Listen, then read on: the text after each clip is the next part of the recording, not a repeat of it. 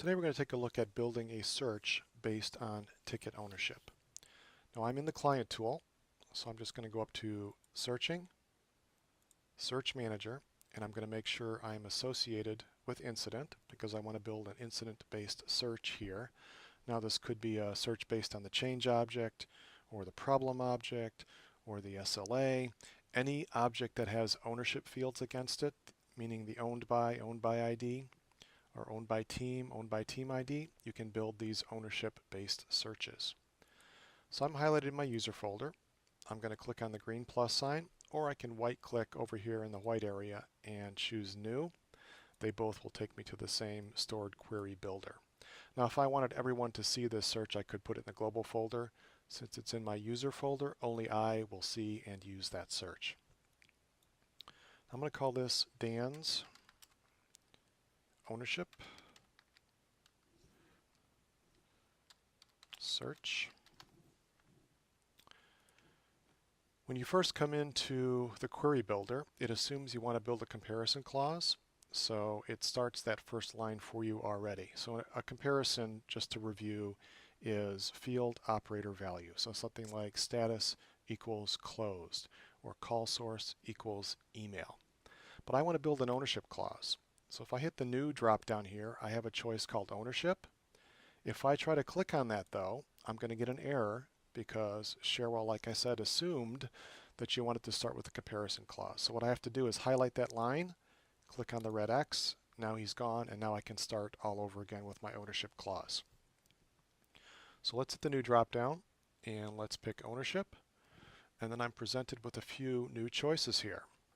So the first one is owner is. So that could be the current user. It could be a specific user, which means I would be picking from the user info table to pick an actual name. It could be a specific team. It could be the current customer. So when would we use this? Well, when we're logged into the portal. It knows who that customer is. So it could build that search based on the credentials of the logged in person in the portal. A specific customer or a specific customer workgroup. So these three are portal-based searches. The first three are for the client tool or for your technicians. So let me jump back to the first one, current user. As I said, when you log into Cherwell, it knows a few things about you, one of which is what's your login ID or what's your login name. So if I log into Cherwell and I use this search, it's going to use my name to find tickets that I own. If you were to log into Cherwell, it would use your logged in name to find tickets that you own.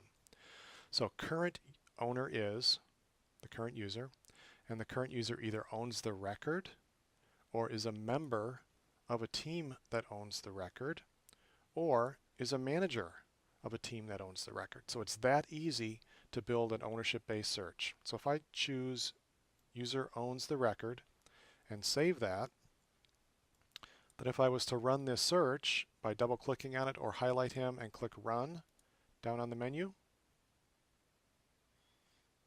it would go and find any tickets where I am the owner. In this case, there's two. Let me double-click on the first one to drill down. And it'll show I'm logged in as CSD admin right now. So it's going to show that I am in fact the owner of this ticket. So it's that easy to build ownership-based searches in Cherwell.